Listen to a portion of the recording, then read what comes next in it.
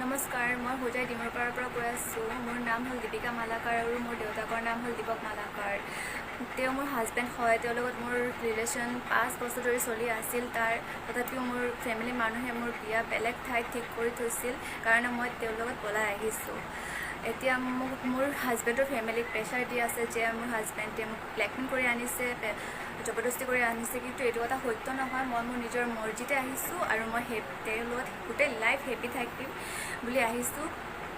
এতিয়া এই কথা শুনি পেলাইও আমাৰ ফেমিলিৰ মানুহে তেওঁক আৰু মোক বেলেগ কৰিব চেষ্টা কৰি আছে আৰু কৈ আছে যে মোৰ হাজবেণ্ডৰ ফেমিলিক কৈ আছে যে মোক তেহঁতৰ ঘৰত লৈ যাবলৈ, কিন্তু মই সেইটো কথাত মান্তি হোৱা নাই।